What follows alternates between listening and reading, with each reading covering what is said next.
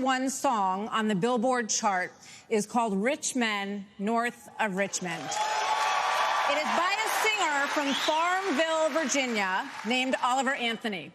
His lyrics speak of alienation, of deep frustration with the state of government and of this country. Washington, D.C. is about 100 miles north of Richmond. DeSantis, why is this song striking such a nerve in this country right now? What do you think it means? Our country is in decline. This decline is not inevitable. It's a choice. We need to send Joe Biden back to his basement and reverse American decline. And it starts with understanding we must reverse Bidenomics so that middle-class families have a chance to succeed again. We cannot succeed as a country if you are working hard and you can't afford groceries, a car, or a new home, while Hunter Biden can make hundreds of thousands of dollars on lousy paintings. That is wrong. We also cannot succeed when the Congress spends trillions and trillions of dollars. Those rich men north of Richmond have put us in this situation. And finally, we need to lower your gas prices. We're going to open up all energy production. We will be energy dominant again in this country. I showed it could be done in the state of Florida. I pledge to you as your president, we will get the job done, and I will not let you down. Governor DeSantis, thank you. Governor Christie, do you agree with Governor DeSantis just said there? And why would you be better on the economy than him? Well, look, I do agree predominantly with what Governor DeSantis just laid out. I think that if you asked every one of us up here, that we would agree predominantly with what he just laid out. Here's the difference. The difference is that we're going to have to work and make sure that we sell these ideas. And be able to put ourselves in a position where we get a majority of the vote, not only by winning the Congress and the Senate in 24, but also by having someone who's had the experience of doing it. Now, I was elected as a conservative Republican in a blue state with 61% of the vote, with a Democratic legislature against me the entire time. And we still, through hard, strong decision-making, brought them around to our point of view. We cut taxes in New Jersey. We cut debt in New Jersey. We made sure that each and every time we were confronted with bad Democratic ideas, we stood and stopped them. And when there were good ideas, we brought people together to make progress going forward. Truth and accountability are the things we need to do to fight waste. And I'd say the last thing is this, Brett. We cannot sit by any longer and allow the kind of spending that's going on in Washington, because every dollar they spend is a dollar that these people are not allowed to spend on their children and their grandchildren. It's robbing our country, and it's wrong. Well, Governor, let me just follow up very quickly. New Jersey, when you were governor, had the second lowest credit rating in the nation after Illinois, and it was downgraded 11 times. Yep. Yeah, and that's what happens when you inherit a blue state that has done that. But when you look at what we did on debt, Brett, in that state, we cut debt in that state, debt that had been left to us by 3 Democratic gubernatorial predecessors of mine who ran up that debt tremendously. And what you also saw us do was to cut the unemployment rate in half. It was over 10% when I became governor in 2010. What we also did was cut pension payments to public employees to make sure that taxpayers were not being soaked by a public employee union system that was killing the taxpayer. Thank you, Governor. Tim Scott, Senator Scott, excuse me. The song also goes after welfare programs. As a senator, now President Biden argued for freezing federal spending, this was back in the 80s, and dealing with sacred cows. He does not talk about that anymore. You have been a senator, though, for 10 years. So what have you done to rein in the increasing size of government? Well, thank you for the question. Over the last several years, I've had an opportunity to vote against spending package after spending package after spending package. What we also need to understand is that Joe Biden's Bidenomics has led to the loss of $10,000 of spending power for the average family. When you see 16% inflation, your gas is up 40%, your food is up 20%, your electricity is up 20%. We can stop that by turning the spigot off at Washington, sending the money back to the states, and allowing the decisions to be made at their own houses. I helped write the Tax Cuts and Jobs Act in 2017. We cut taxes for a single mom like the one that raised me by 70%, for dual households by 60%, returning to the average family $4,000. If you don't send it to Washington, we can't spend it. That's good news for the American people. Okay, but just to follow up, you did, during the Trump administration, you approved $4.4 trillion, $4.1 trillion, $1.7 trillion over the course of that administration. That's a lot of money. There's no doubt that during the Trump administration, when we were dealing with the COVID virus, we spent more money. But here's what happened at the end of our time in the majority. We had low unemployment, record low unemployment, 3.5% for the majority of the population, 70-year low for women. African Americans, Hispanics, and Asians had an all-time low, but our inflation was at 2%. Under Joe Biden, we've seen the exact opposite. We've seen inflation explode, which led to 12 Federal Reserve increases that's devastating home buyers today. Mr. Ramaswamy, you're listening to these answers. If I may, hold on one second. We're going to, I don't know if I get a chance to respond. He didn't mention you specifically, but we'll be with you in a second, Mr. Vice President. Mr. Ramaswamy, listening to all of this, why should voters choose you over more experienced politicians on this stage? You're basically, a blank slate for people. You're 38 years old.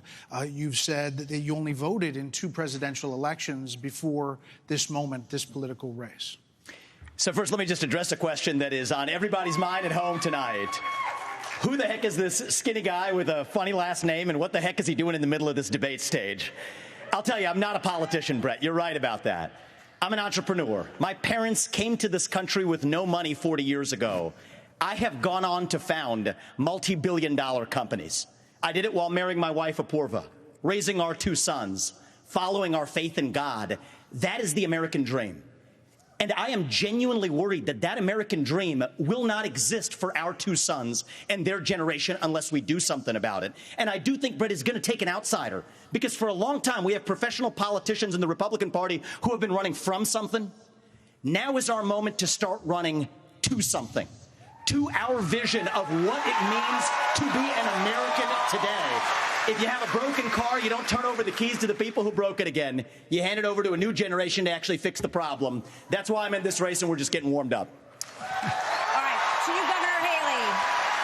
So why are you better positioned to turn around this economy that we've heard all of these voters talking about tonight than Mr. Ramaswamy, who is a successful entrepreneur nationally right now? He's beating you in the polls. Well, I don't care about polls. What I care about, the fact is that no one is telling the American people the truth. The truth is that Biden didn't do this to us. Our Republicans did this to us, too. When they passed that $2.2 trillion COVID stimulus bill, they left us with 90 million people on Medicaid, 42 million people on food stamps. No one has told you how to fix it. I'll tell you how to fix it. They need to stop the spending. They need to stop the borrowing. They need to eliminate the earmarks that the Republicans brought back in. And they need to make sure they understand these are taxpayer dollars. It's not their dollars. And while they're all saying this, you have Ron DeSantis, you've got Tim Scott, you've got Mike Pence. They all voted to raise the debt. And Donald Trump added $8 trillion to our debt. And our kids are never going to forgive us for this. And so at the end of the day, you look at the 2024 budget, Republicans asked for $7.4 billion in earmarks. Democrats asked for $2.8 billion. So you tell me who are the big spenders. I think it's time for an accountant in the White House. Vice President Pence, you were mentioned there. 54% of voters say the cost of groceries is a, quote, major problem for them. Right. You blamed the Biden administration spending for that increase. But as vice president, your administration spent more than any prior, $7.8 trillion added to the national debt, $3.5 trillion of that before COVID. So does that mean that you're part of the spending problem? Well, first off, thanks for the question. Thanks for letting me respond to a reference to our administration's record. I'm incredibly proud of the record of the Trump-Pence administration. I mean, in 4 short years, we rebuilt our military. We revived our economy. We unleashed American energy. And we appointed 3 conservatives to the Supreme Court that gave the American people a new beginning for the right to life. Now, Martha, you asked earlier who's the most best prepared for this job. And I must tell you, with all due respect to all of my friends on the stage, and even to one that's probably looking on, I think unquestionably I am the best prepared, the most tested, the most qualified and proven conservative in this race. I was a leader in the Congress of the United States. I led Indiana where we balanced budgets and had a AAA bond rating when I was governor. And as Vice President of the United States, we spent funding to backfill on the military cuts of the Obama administration, and then we were there in the worst pandemic in 100 years. All that being said, I was the first person in this race to say that we've got to deal with the long-term national debt issues. You got people on this stage that won't even talk about issues like Social Security and Medicare. I mean, Vivek, you recently said a president can't do everything. Well, I got news for you, Vivek. I've been in the hallway. I've been in the West Wing. A president of the United States has to confront every crisis facing America. I will put our nation back on the path to growth and prosperity and restore fiscal responsibility, just as I did in Congress and as governor. Mr. Vice President. And when I was vice president. But, I mean, we hold on. You were named earlier. I'm going to give Vivek first. We'll get to both of you. This isn't that complicated, guys. Unlock American energy. Drill, frack, burn coal, embrace nuclear. Put people back to work by no longer paying them more to stay at home. Reform the U.S. Fed, stabilize the U.S. dollar, and go to war. The only war that I will declare as U.S. president will be the war on the federal administrative state that is the source of those toxic regulations acting like a wet blanket on the economy. So I'm not sure I exactly understood Mike Pence's comment, but I'll let you all parse that out. For me, it's pretty simple. That's something a U.S. president can do with focus, and I'll deliver on it. Well, let me explain it to you. Let me explain it to you, Vivek, if I can. I'll go slower this time. I sometimes struggle with the reading comprehension. Look, I was a House conservative leader before it was cool. I actually pushed a Deficit Reduction Act. That was the last time we actually reduced the national debt in the United States, when I was the leader of House conservatives. I balanced budgets and cut taxes when I was governor. I mean, look, Joe Biden has weakened this country at home and abroad. Now is not the time for on-the-job training. We don't need to bring in a rookie. We don't need to bring in people without experience. We need to bring It's 30 seconds when you have a rebuttal, okay? And you are up, Governor DeSantis. So here's the thing. Why are we in this mess? Part of it, and a major reason, is because how this federal government handled COVID-19 by locking down this economy. It was a mistake. It should have never happened. And in Florida, we led the country out of lockdown. We kept our state free and open. And I can tell you this, as your president, I will never let the deep state bureaucrats lock you down. You don't take somebody like Fauci and coddle him. You bring Fauci in, you sit him down, and you say, Anthony, you are fired. We're going to get to it. You know what? We're going to bring in... I just want to finish responding to Mike. I just want to respond to Mike for 1 second because he invoked me back. Listen, now that everybody's gotten their memorized, pre-prepared slogans out of the way, we can actually have a real discussion now. The reality and the fact of the matter is... Was that one of yours? Not really, Mike, actually. We're just going to have some fun tonight. And the reality is, you have a bunch of people, professional politicians, super PAC puppets, following slogans handed over to them by their 400-page super PACs last week. The real choice we face in this primary is this. Do you want a super PAC puppet, or do you want a patriot who speaks the truth? Do you want incremental reform, which is what you're hearing about, or do you want revolution? Okay. And I stand on the side of the American revolution. I've got to address We're going to take control back here. We need everyone to have a moment on the economy. Yeah. I think that's fair. Can I address the COVID there are two issue people that who the have governor not. brought up? We're going to get back to that. We are. There are two people who we have not heard from yet. So let's hear from Governor Burgum and then from Governor Hutchinson on the economy, sir. Well, great. Thank you, Martha. And, of course, I'm from a town of 300 people. It's a big deal to make it on this stage with all these folks.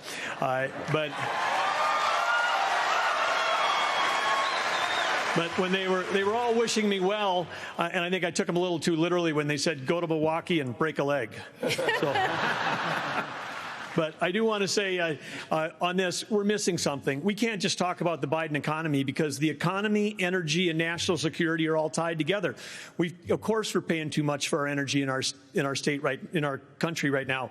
But part of the reason why is because of the Biden policies on energy. We've got a plan right now, the $1.2 trillion of Green New Deal spending buried in the Inflation Creation Act is something that is just subsidizing China. If we're going to stop buying oil from the Middle East and start buying batteries from China, we're just trading OPEC for Sinopec.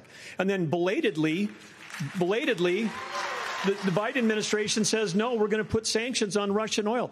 Well, we put sanctions on Russian oil. Well, then it's 20% off. Who's buying it? China. So if you buy a battery in this country, you buy a solar panel, it's being produced in a plant in China powered by coal, or it's being powered by oil and gas at 20% off. And every farmer in this country would like to buy diesel at 20% off, just like they're buying it in China. Governor Hutchinson, quickly. Thank you, Grant. Delighted to be here tonight. And let me just tell you that I'm a pro-life governor from a conservative state that have a conservative record in which I lowered taxes in Arkansas as governor. I created a $2 billion surplus that I passed over to my successor, and I made sure that we shrunk the size of government. We have 14% fewer state employees in Arkansas after I left government than when I took over as governor 8 years ago. I tell that because that's what we need in Washington, D.C. We need somebody who can actually constrain the growth of the federal government, that can actually reduce the size, and I've pledged to reduce by 10% our federal non-defense workforce. That's a specific pledge to make that attacks the administrative state. And let me applaud some of the business partners that are here that have had success in business. But let me tell you, I've been a federal prosecutor. I've served our country in terms of being head of the DEA, in Homeland Security, in times of crisis. And while I think that that's experience that is important for the future of our country, to be the President of the United States that can lead with positive solutions and be held accountable. Thank you. We have a lot of topics to get to, and I promise we're going to get to everyone if we play within the rules. Okay, next topic. More than 1,000 people are still unaccounted for in Maui after the deadliest U.S. wildfire in more than a century. Hawaii's governor and White House officials said that climate change amplified the cost of human error. And a tropical storm hit California for the first time in 84 years. The ocean hit 101 degrees off the coast of Florida. And in the last month, the heat wave in the Southwest broke records nearly 50 years old. So Alexander Diaz from Young America's Foundation has a question for you all. Polls consistently show that young people's #1 issue is climate change. How will you, as both President of the United States and leader of the Republican Party, calm their fears that the Republican Party doesn't care about climate change?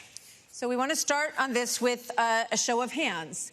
Do you believe in human behavior is causing climate change? Raise your hand if you do. Well, look, we're not school children. Let's have the debate. I mean, I'm happy to take it to start. Alexander? So do you want to raise your hand or not?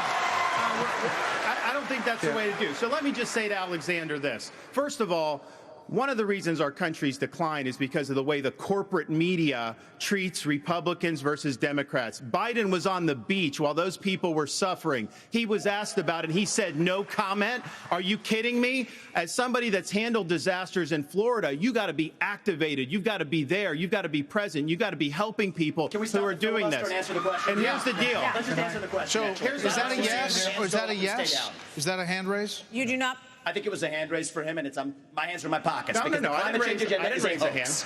Let us be honest as Republicans. I'm the only person on the stage who isn't bought and paid for, so I can say this. The climate change agenda is a hoax. The climate change agenda is a hoax, and we have to declare independence for it. And the reality is, the anti-carbon agenda is the wet blanket on our economy. And so the reality is, more people are dying of bad climate change policies than they are of actual climate change. Governor Haley, are you bought and paid for? Is down by 98% Hold on. in the last century. Listen. I've had enough. Hold on. I've had enough. I've had enough already tonight of a guy who sounds like ChatGPT standing up here. And the last person in one of these debates, Brett, who stood in the middle of the stage and said, "What's a skinny guy with an odd last name doing up here?" was Barack Obama, and I'm afraid we're dealing with the same type of amateur standing on stage tonight. Come over and give me a hug. Give me a hug just like you did to Obama. The same type of amateur. And you'll help elect me just like you did to Obama, too. Give me that the same type of amateur. Hold on. Governor Haley, would you like to respond? Are you bought and paid for? What I would like to say is the fact that I think this is exactly why Margaret Thatcher said, if you want something said, ask a man. If you want something done, ask a woman.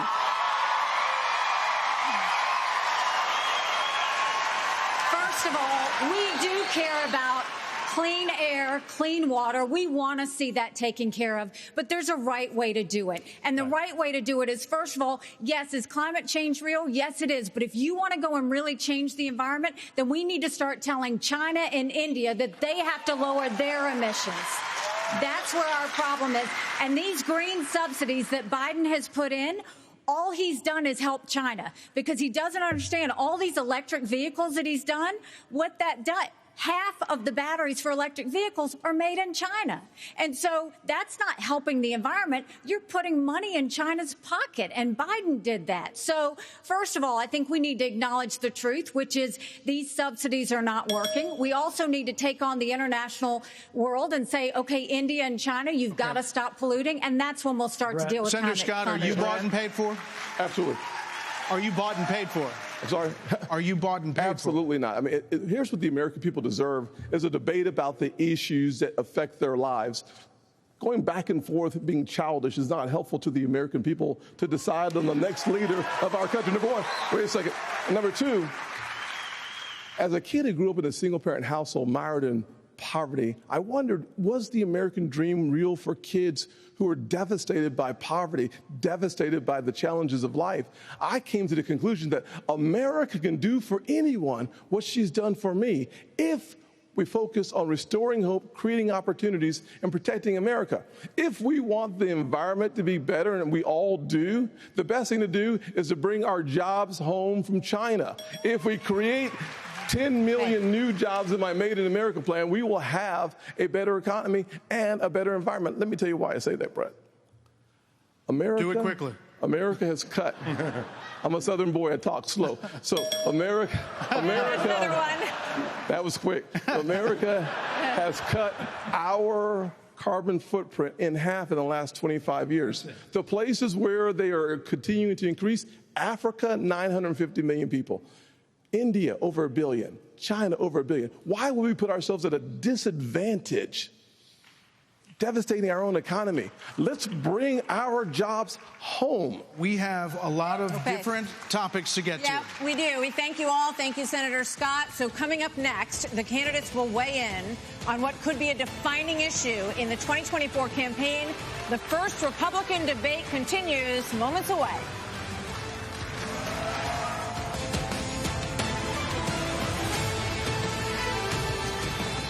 Abortion has been a losing issue for Republicans since the Dobbs decision.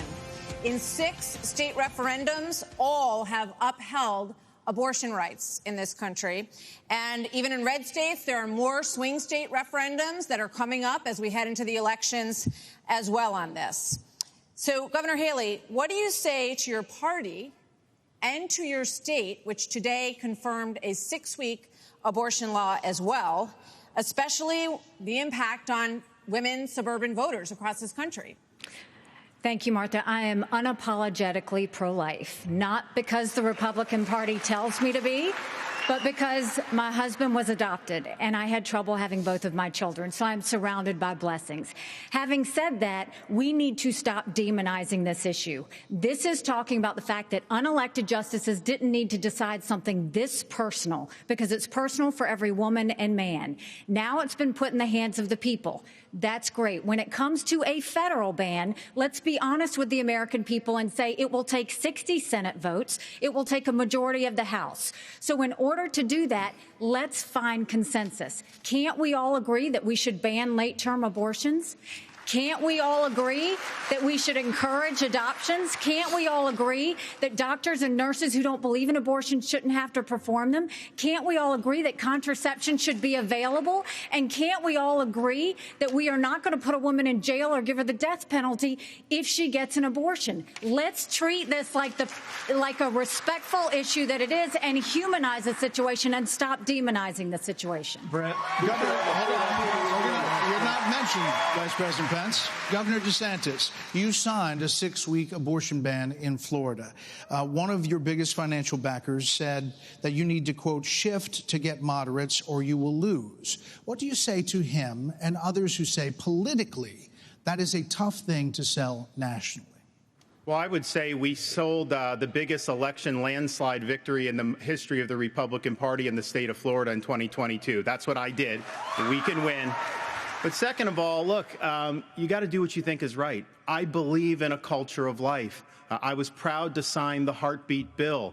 I remember one of the most impactful moments of my life was when I heard the heartbeat of my oldest daughter in my wife's womb and then saw the sonograms of all 3 of my kids. What the Democrats are trying to do on this issue is wrong, to allow abortion all the way up to the moment of birth. I know a lady in Florida named Penny. She survived multiple abortion attempts. She was left discarded in a pan. Fortunately, her grandmother saved her and brought her to a different hospital. We're better than what the Democrats are selling. We are not going to allow abortion all the way up till birth, and we will hold them accountable for their extremism. But just to be clear, Governor, would you sign a 6-week ban federally? I'm going to stand on the side of life. Look, I understand Wisconsin is going to do it different than Texas. I understand Iowa and New Hampshire are going to do different. But I will support the cause of life as governor and as president. Vice President Pence, you're shaking your head. We must have a national... Hold on, Senator. Vice President Pence, you're shaking your head. Well, look, I'm not new to this cause. After I gave my life to Jesus Christ as my Lord and Savior, I opened up the book and I read, "Before I formed you in the womb, I knew you. And see, I set before you life and death, blessings and curses. Now choose life." And I knew from that moment on the cause of life had to be my cause. And I've been a champion for life in the Congress, a champion for life as governor and as vice president. And to be honest with you, Nikki, you're my friend, but consensus is the opposite of leadership. When the Supreme Court returned this question to the American people, they didn't just send it to the states only. It's not a states-only issue. It's a moral issue. And I promise you, as President of the United States, the American people will have a champion for life in the Oval Office. Can't we have a minimum standard in every state in the nation that says when a baby is capable of feeling pain, an abortion cannot be allowed? A 15-week ban is an idea whose time has come. It's supported by 70% of the American people, but it's going to take unapologetic leadership that stands on principle and expresses compassion for women in crisis pregnancies. I'll do that as President of the United States. He called my name, so I want to respond to that. 30 seconds. So first of all, I will say it is in the hands of the people, and that's where it should be. But when you're talking about a federal ban, be honest with the American people. We haven't had 45 pro-life senators in over 100 years. So no Republican president can ban abortions any more than a Democrat president could ban all those state laws. Don't make women feel like they have to decide on this issue when you know we don't have 60 Senate votes in the House. 70% of the American people support legislation but to ban abortion after a baby is capable of experiencing pain. It's just going to take leadership. Hold on. 70% of the Senate does not. You have to be honest with the American people. We have to have a 15-week limit. Right. Let's get Governor Bergman for one minute here. But the Supreme Court did overturn Roe v. Wade. And the result of that decision was that it went back to the states. So that's where it is right now. So as I understand it, you are not in favor of a federal ban. What do you say about the states? There's about 5 of them, including New Jersey, I think a few others, that allow abortion up until the time of birth, though. If you were president, would you be able to abide that? Well, first of all, I'm a pro-life governor of a very pro-life state. And this issue is, of course, very important. But I am on the record, and I stand behind that we should not have a federal abortion ban. We should not. And the reason why we shouldn't is very simple. It's the 10th Amendment in the Constitution. In the Constitution, which the states created the federal government, not the other way around, it says that there were certain duties allowed to the federal government delegated to them by the states. The rest are left to the states, comma, or importantly, or to the people. We need to get back to freedom and liberty for the people in this country. And we can't have Republicans who fight for 50 years for this great cause to return it back to the states, and then the next day they turn around and go, no, the feds should do that, because the feds are stepping into people's lives, they're stepping into people's businesses. Over and over, if we say that the Fed should be in on this one, where do we stop? I say that we follow the Constitution, and this is returned to the states. This is where it should be. But Governor Burgum, you signed a 6-week ban. Time out. You signed a 6-week ban. Governor Burgum, you signed a 6-week ban. So you're saying federally, it's all going to go to the states.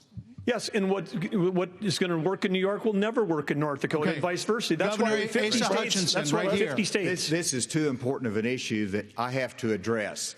First of all, the Supreme Court gave it back to the elected representatives, whether it's the states or whether it's the United States Congress. So there is authority, and that's why President Biden is pushing for a Democrat proposal, which is, in essence, abortion on demand through the term. So they have their extreme position at a national level.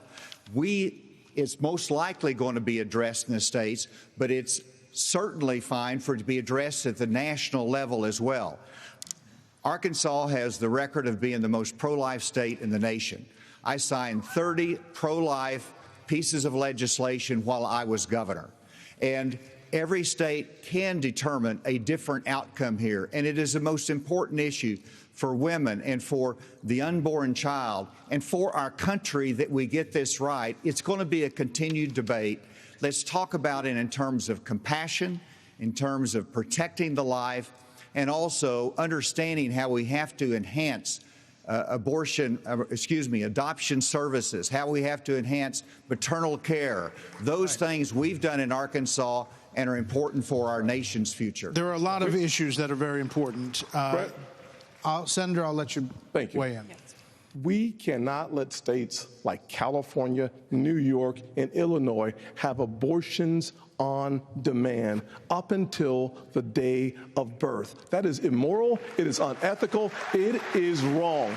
We must have a president of the United States who will advocate and fight for, at the minimum, a 15-week limit. I am 100% pro-life conservative. I have a 100% pro-life record. I got to tell you, though, we must fight for life. Our Declaration of Independence says our Creator gave us inalienable rights that include life. That is a list. That is an issue we must solve. We can't leave it to Illinois. We can't leave it to Minnesota. We can't leave it to Illinois. We must solve that issue with a 15-week limit at a minimum. Thank you, Senator. I think we're all pro-life, but what I would love is for someone to ask Biden and Kamala Harris, are they for 38 weeks? Are they for 39 weeks? Are they for 40 weeks? Because that's what the media needs to be asking. All right. Another issue is America and the crime crisis, the homelessness crisis.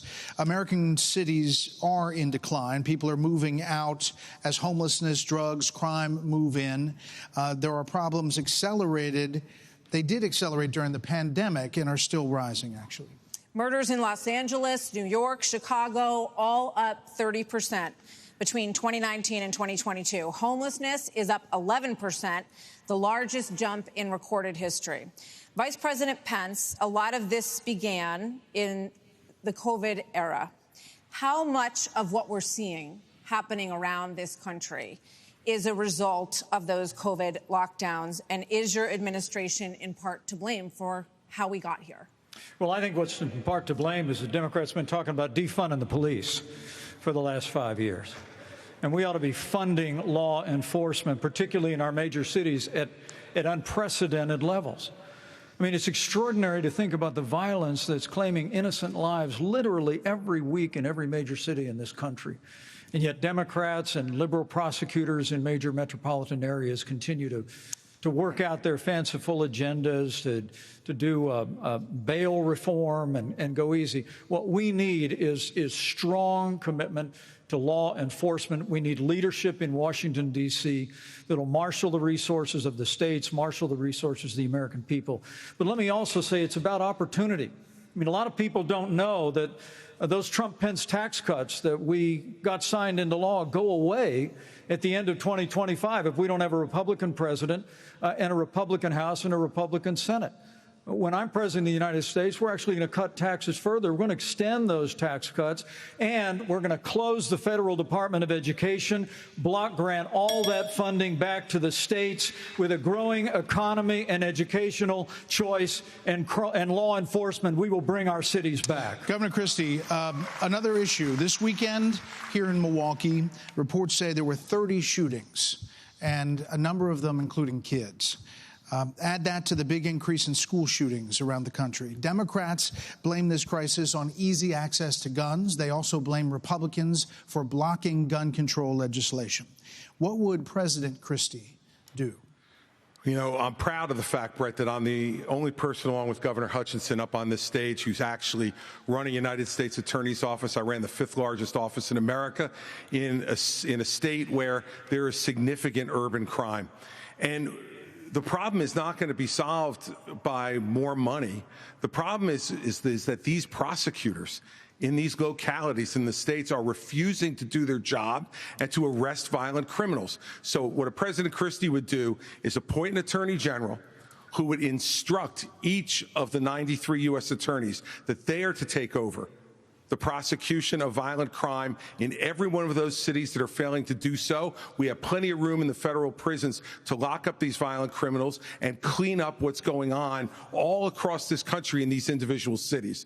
Secondly, what we need to make sure that each and every one of these criminals understand is that the laws apply to everybody. And when Hunter Biden fills out a fake application, a false application for a gun permit, and then is facing a 10-year mandatory minimum, which was mandated by legislation sponsored by his father, and then you have a Justice Department that walks away from those charges, we're telling people that the law doesn't apply to everybody. In a Christie administration, he would go to jail for 10 years. What about a President Ramaswamy? What does a President Ramaswamy do about guns? So the reality is we have a crime wave in this country, and we know how to fix it. The question is, do we actually have the spine to do it? More cops in the streets who are on the streets able to do their jobs without looking over their shoulder for getting sued. And we also have a mental health epidemic in this country. Just over the same period that we have closed mental health institutions, we have seen a spike in violent crime. Do we have the spine to bring them back? I think we should. As president, I will. But it's not just drugging up people in those psychiatric institutions with Zoloft and Seroquel. It's a deeper issue. I think faith-based approaches can play a role here, too. We're in the middle of a national identity crisis. And I say this as a member of my generation. The problem in our country right now, the reason we have that mental health epidemic, is that people are so hungry for purpose and meaning at a time when family, faith, patriotism, hard work have all disappeared. What we really need is a tonal reset from the top, saying that this is what it means to be an American. Yes, we will stand for the rule of law. Yes, we will close the southern border where criminals are coming in every day. And yes, we will back law enforcement because we remember who we really are. And that's also how we address that mental health epidemic in the next generation that is directly leading to violent crime across this country. Governor DeSantis, really quickly. Governor DeSantis. We don't have an identity crisis, Vivek. We're not looking for a new national identity. The American people are the most faith-filled, freedom-loving, idealistic, hardworking people the world has ever known. We just need government as good as our people. Well, Mike, I think the difference is you might have, some others like you may have on the stage, it's Morning in America speech. It is not Morning in America. We live in a dark moment, and we have to confront the fact that we're in an internal, sort of cold cultural civil war. And we have to recognize the American people with the failed government in Washington, D.C. We just need government as good as our people again. So, let me just finish addressing that slogan, because I don't know what that slogan means. We need to shut down the administrative state. That's actually how we translate it. Crime has been on the rise in Florida, Governor DeSantis. How do you stop crime? Well, actually, crime's at a 50-year low in Florida. Not in Miami. We're happy with that. Well, the statewide, it's a 50-year low. And so here's the thing. These hollowed out cities, this is a symptom of America's decline. And one of the biggest reasons is because you have George Soros funding these radical left-wing district attorneys. They get into office and they say they're not going to prosecute crimes they disagree with. The inmates start running the asylum. There's one guy in this entire country that's ever done anything about that. Me. When we had 2 of these district attorneys in Florida elected with Soros funding who said they wouldn't do their job, I removed them from their posts. They are gone. And as president, we are going to go after all of these people because they are hurting the quality of life and they are victimizing innocent people in every corner of this country, and it will stop when I get into office. Okay, one more here before the break, Governor Burgum. Well, Brett and Martha, I just thought it was interesting. You asked your question about the problems we're having in big cities. Nobody ever asked the question of what about the crime wave in small towns? Because in a small town, neighbors help neighbors. People understand each other. If a farmer gets sick, everybody comes together and helps him get the crop off. There's accountability. There's transparency. One thing that I think this country could use is somebody in the White House that understands small town values, because that's our road back to get this country on track again. Governor Hutchinson? As former head of the DEA, I understand the drug crisis in America. And right now, whenever you look at the challenges in our inner city, there's 3 simple words that would be helpful. 1, enforce the law when it comes to crime. Secondly, let's deal with the challenge of fentanyl.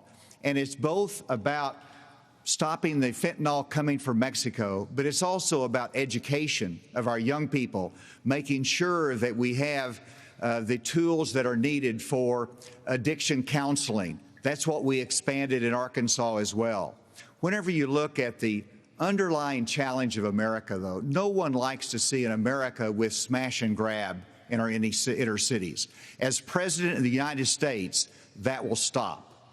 It starts at the top with the respect for our justice system that a former president who's under indictment has undermined by attacking judges, by attacking prosecutors, by attacking the system and saying he's aggrieved. And so we have to have respect for our justice system and the rule of law, and it starts at the top with the President of the United States. Brett, thank you. Hold on. Take a break. Brett. So, speaking of that, right now you are looking live at Fulton County Jail, where former President Donald Trump will be processed tomorrow. So next, the candidates will have an opportunity to talk about the coming trials of Donald Trump.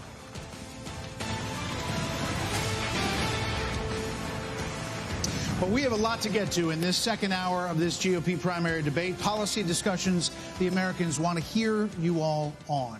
China, Ukraine, immigration, education. But we are going to take a brief moment and talk about the elephant not in the room. Former President Trump has been indicted in 4 different states on 91 counts. He will be processed tomorrow in Georgia at the Fulton County Jail for charges relating to the 2020 election loss. You all signed a pledge to support the eventual Republican nominee. If former President Trump is convicted in a court of law, would you still support him as your party's choice? Please raise your hand if you would.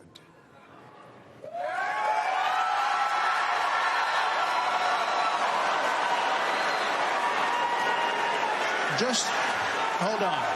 So just to be clear, Governor Christie, you were kind of late to the game there, but you raised your hand? No, I'm doing this. Look, I'm doing this. And I know you didn't. Whoa. No. What's the look, here's the bottom line. Someone's got to stop normalizing this conduct. Okay? Now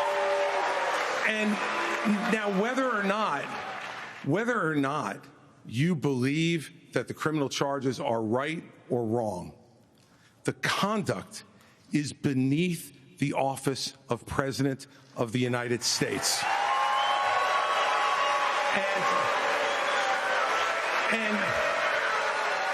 And you know, this is the great thing about this country.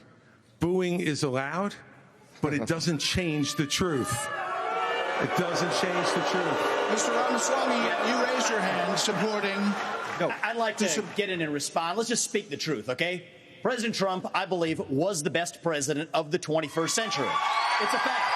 And Chris Christie, honest to God, your claim that Donald Trump is motivated by vengeance and grievance would be a lot more credible if your entire campaign were not based on vengeance and grievance against one man. And if people at home want to see a bunch of people blindly bashing Donald Trump without an iota of vision for this country, they could just change the channel to MSNBC right now. But I'm not running for president of MSNBC. I am running for president of the United States. We're skating on thin ice, and we cannot set a precedent where the party in power uses police force to indict its political opponents. It is wrong. We have to end the weaponization of justice in this country. 30 seconds, Governor DeSantis. Look, let me tell you No, I'm sorry. 30 seconds, Governor Christie. You make me laugh because Goes both ways, brother. you sit here in an answer. You sit here in an answer right. Hold on one second. You sit here in an answer. Go ahead, Governor Christie. Hold on, Governor Christie. Hold on. Well, so listen, the more time we spend doing this, the less time they can talk about issues you want to talk about. So let's just get through this section. Governor Christie. You sit here talking about how you want to stand up for the rule of law. Yes. And law and order. And the fact is that it can't be selective. In your book, you had much different things to say about Donald Trump than you're saying here tonight.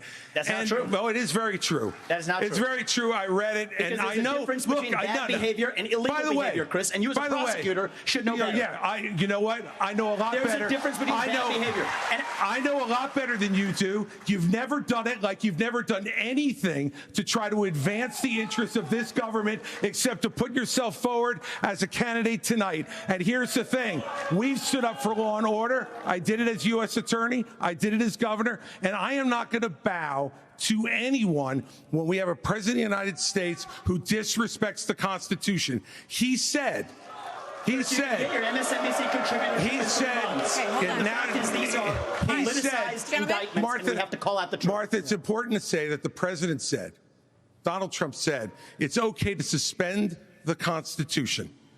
Now, the oath you take is to preserve, protect, and defend, not suspend. I will always stand up for our Constitution, regardless of the political pressure. Right, we have another question for you. We're going to get everyone in on this issue, but I have another question. Hold on, you will. All right, so President Trump's former vice president is on this stage tonight. He has faced hecklers on the campaign trail over his actions on January the 6th. On that day, the vice president moved forward with the certification of the election. So do you believe that Mike Pence did the right thing, Senator Scott? Do you believe he did the right thing? Absolutely. He did the right thing. Number one. Number two, we should be asking ourselves a bigger question about the weaponization of the Department of Justice. When I'm president, the first thing I'll do is fire Merrick Garland. Second thing I'll do, fire Christopher Wray, because we need Lady Justice to wear a blindfold. Without that, no one has confidence in our justice system. 17% of Republicans have confidence in our Department of Justice. Here's why. We keep seeing not only the weaponization of the Department of Justice against political opponents, but also against parents who show up at school board meetings. They're called, under this DOJ, they're called domestic terrorists. Firing Christopher Wray, but that's not shut down the FBI. Actually have the courage to get it right. Mr. Ramaswamy. Let me finish my comments. Yes.